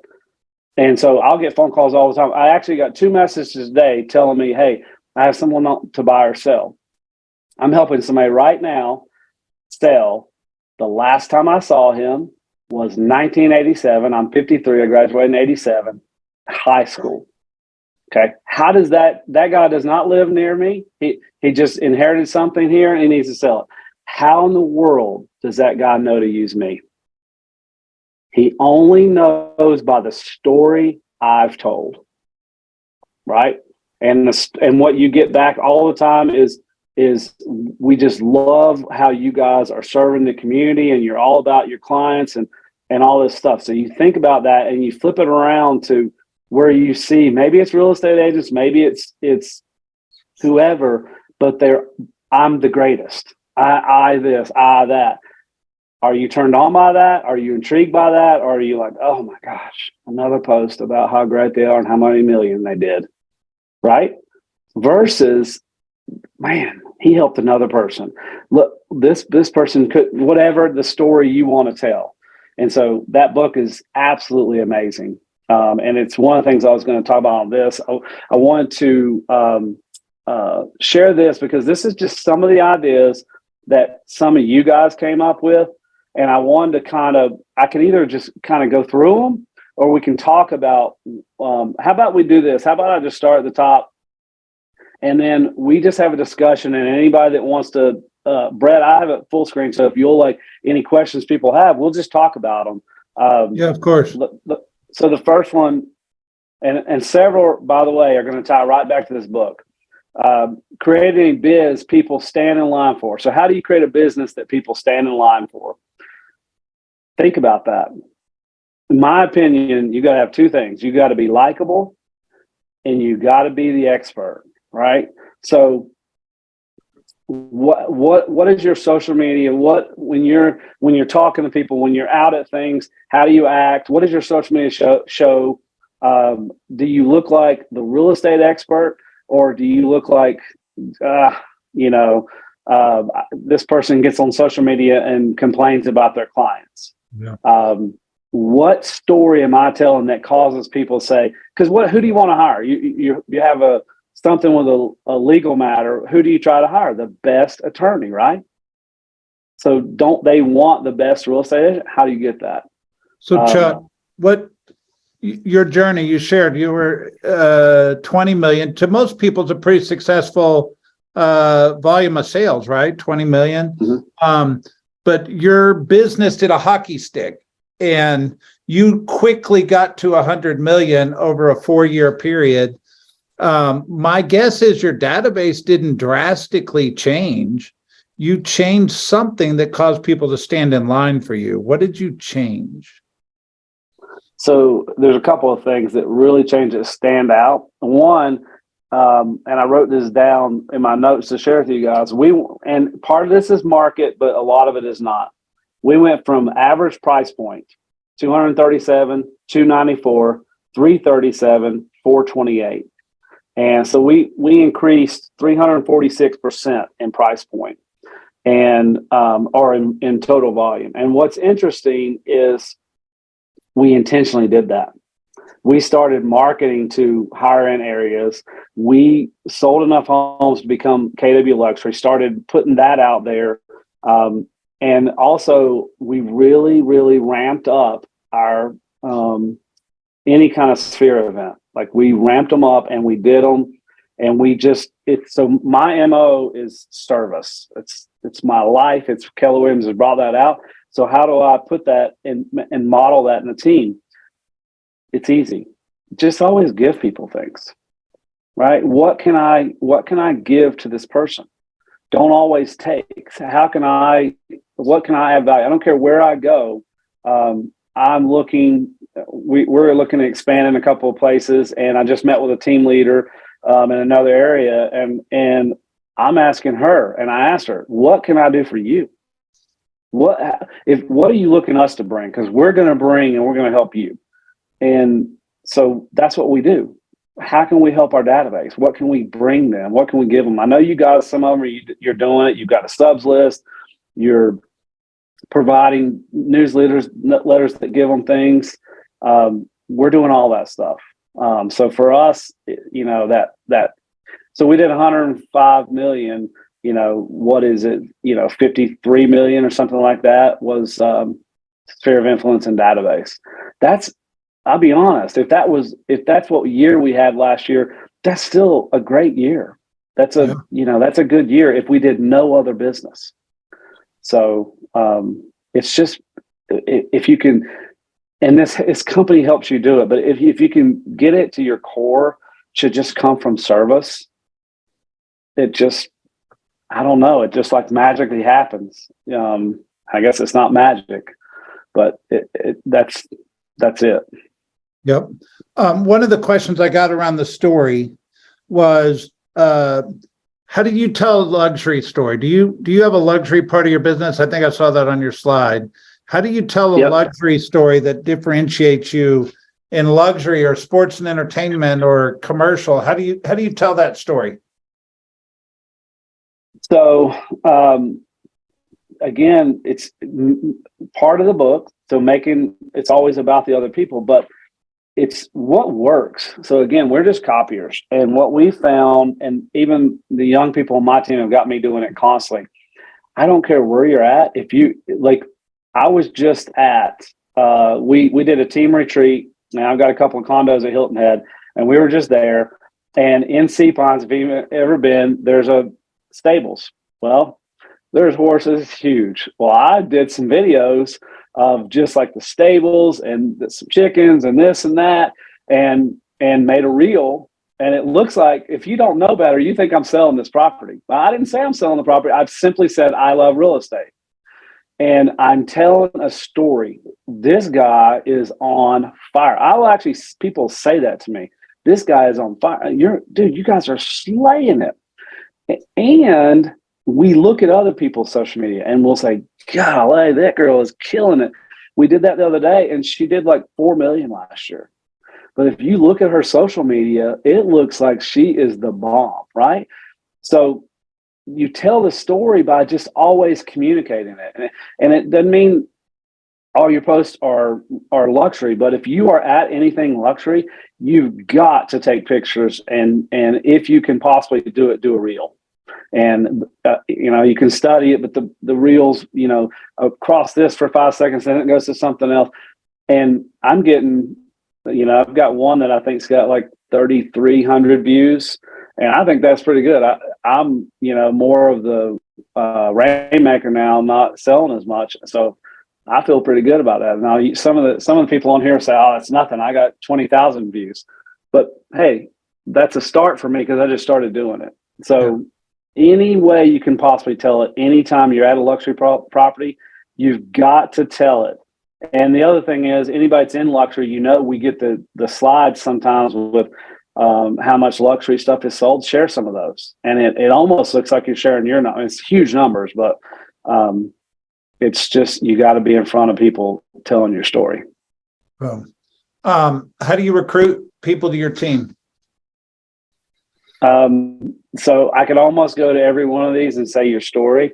If you're looking to recruit to your team, you obviously can advertise and this and that, but the other thing you can do is teach, not just in your market center, in your area, and show that you're of value. We get a lot of people wanting to join us, and it's a lot of times they'll just say, we've heard about you. We've heard of your culture. So I feel very blessed. We've created something on our team that we have guarded it. And so we've got multiple interviews. The last interview for our team, all the team members that can make it, and I'm not kidding you, the person being interviewed is sweating because they are drilling them. And then we have a rating scale that my coach helped me come up with. This is something that really changed our world. You think of NFL team and you are the coach and you want a wide receiver. Stop hiring a wide receiver. Hire someone that is 6'6", can jump out of the gym, has a 4.4 40, can catch, can block. Hire the qualities that make a good wide receiver, not a wide receiver.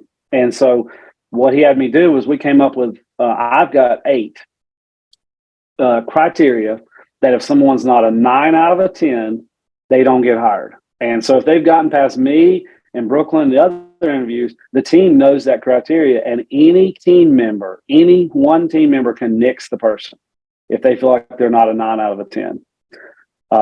And so then we've also got other things where, almost like a profit share within the team, but they want to bring people to our team because and people see the success of our teamers. Like I have one agent on the team, our top agent on the team, sold almost 24 million last year himself. And And so our goal with that is we leverage the fire out of them. Well, we share that story. You know, we have so many executive team members, which is our admin team, that he can do that and still have a life. I mean, that's a lot. That's a big business. What are your 8 criteria?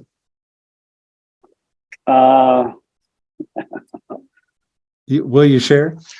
Sure. I just have to pull it up. And, like I said, I'm old. Jeremy just went back and forth between the two. And if I do it, I'll lose it. While you're doing that, is wealth building a conversation in Chuck's repertoire as much as it is in your team's repertoire? So our team bought 8 properties last year, not together, but individually. So absolutely. I don't know if anybody on here has went to the wealth things at KW. I did, brought all the stuff back and have implemented. We even have set up something where we can buy together, but we talk about it. We talk about it at least once a week, but usually almost daily. I have one agent that came and said he's making the most money he's ever made. I'm going to buy my wife a SUV. I said, no, hold on. We're gonna look at the lifestyle investor book and see what it says. And what he says is you buy an investment property, then you take the cash flow from the investment property and pay the payment on something. Then your cash bought a property that's going up in value. You make money 4 different ways. He actually did it. And then his wife said, hold on, let's buy another one. By the end of the year last year, they bought a second property. And like the 1st of January, they bought the SUV too. So he went from just buying an SUV with cash to he bought 2 investment properties and the SUV. So it's extremely important because my goal is to all these people that are younger than me, my goal is to hire every single one of them. And if you'll come from that and help them do that, I can always find other people that are looking to plug into the team and do really well. I want to help the people that have trusted me. So wealth building is huge for us. Got it. You find your 8 on our team. I did. And I might have added one. It might be 9 now. So they have to be a 9 out of a 10. If they're not a 9 out of 10, we do not hire them. You cannot make a 6 a 10. That was the hardest thing. Do not be optimistic with this stuff is what I found. Extreme urgency. So before I go to all of them, we also developed questions, which I don't have in front of me, to ask to see how they are at this, not just can we read it. We ask questions. Listen at a high level. Talk to people very well, quick on their feet. And, like that, we may even just script with them. It doesn't matter if they're good or not. We're going to see if they're quick on their feet. Have the will to win at all costs. That is where have you won, and make them tell us. High self-confidence. Do their values and characteristics match ours? What is ours? Serve people. Ability to problem solve and think outside the box. Know and use technology. And that's probably the least one because they're so leveraged on our team that it's huge a deal. Open to suggestions and learning based. And if you hear all those, you can very clearly see we could ask questions to identify all those. We do something really cool that I don't know if you guys are doing it, but you could start it in your market center. It's really cool. Speed dating, you might already do it, but he gets all the teams there that possibly want agents, and then all the individual agents that might want to join a team, and you get 5 minutes at each team table. And at that, our first question always floors the people, and it's the most important thing. We say, hi, blah, blah, blah. Tell us when in your life, what have you done in your life at a high level serving others? And they always go, because they've been talking numbers and all this stuff with these other teams. I don't care about you. I don't care if you can do 100 million yourself. If you're not service minded, you're not joining us. The most important thing to any team, in my opinion, is culture. If you don't have culture, you don't have anything. People are just going to come and go. So we're a little different, but I think there's probably a lot of teams like us out there too. I like it. Chuck, I got a question for you, and then I'm going to open it up to any questions. If you got a question, be ready to ask here in a second. talk to me about what is Chuck's big why or your motivation? And did you always know it, or did you have to discover it along the way? Okay, so I have to tell you, I'm so glad you asked that. I've discovered something. I feel like you guys will probably burst my bubble and tell me that no, there's a book out about this, but I feel like I've discovered something. We always in KW say, "What's your big why? What are you doing?"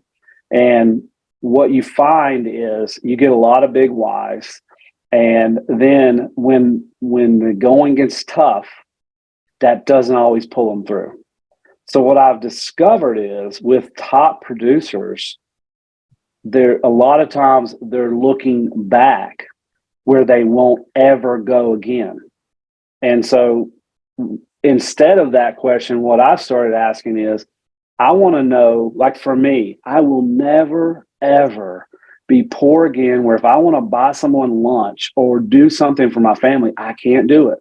I don't care how hard life gets in this business. I will not fail for that reason. I don't need another car. If I don't buy any more houses, that's all okay. And so if you think of that, if you really think of that, you can think to yourself and draw your plan backwards. So instead of saying, what is my life by design look like?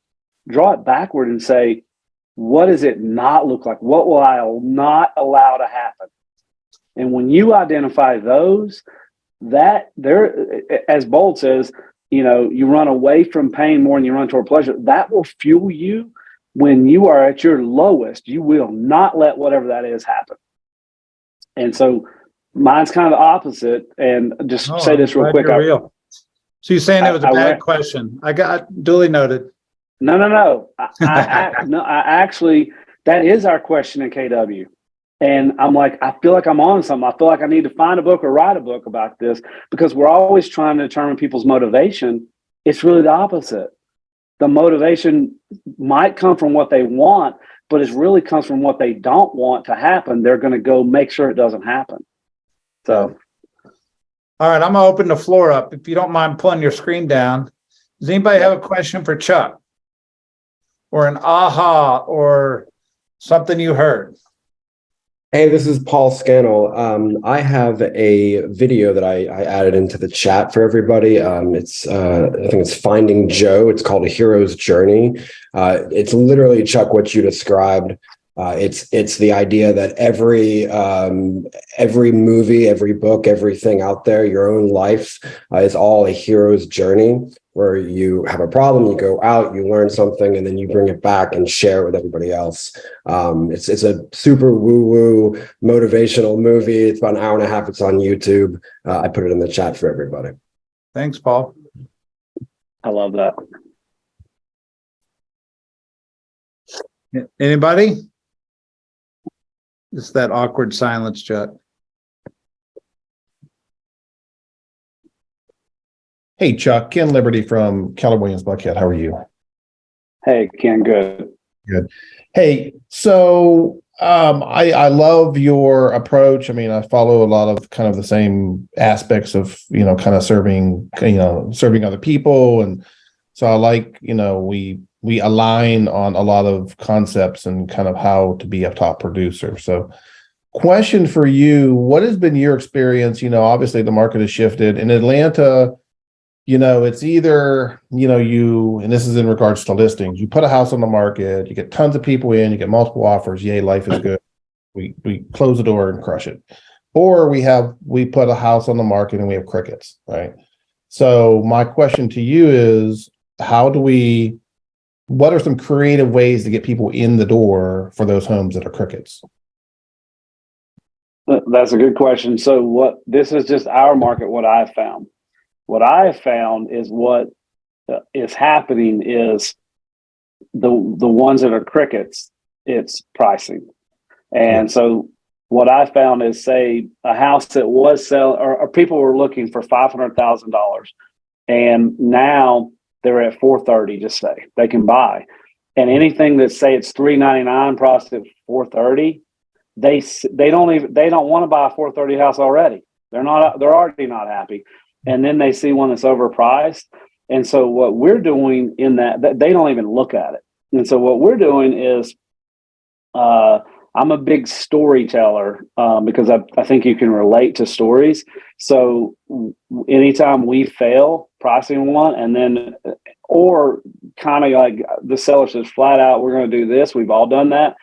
That becomes our story. And, we have one where it should have sold at 700. It sold like 675 because they wanted to start at 750. And we told them like 710. And we use that to show that this went past 700 and they should have gotten blah, blah, blah. So with us, we've incorporated in our listing presentation where we actually talk about, so if someone doesn't agree with our value, so this is what we found, feel, felt, found, right? This is what we found, and this is what actually happened. We just got under contract filing, but they lost money. Blah, blah, blah. So to me, and we practice and role play 5 days a week, 8:30 to 9. That is a lot of what we work on, is overcoming that objection of pricing. So I don't know if you guys do that, but I would get together, even if it's smaller groups, and script and role play. All right, cool beans. Thank you.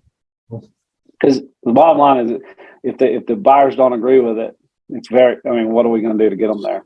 No, the reality is the market tells you what they're going to pay. And many times, it depends on the house. I mean, many times the biggest lever we have, of course, is pricing. So when you hear the market speak, then if you don't react, then you're just going to suffer. So. Yeah. And people can say, well, it was the location. It was this. It doesn't really matter what you say. That's still pricing. It's not priced right for the location or the view or the railroad tracks, or it doesn't matter. That's correct. Yeah. Perfect. Cool. Thank you. Chuck, what areas do you serve? And if somebody wanted to do business with you, how do they refer you business?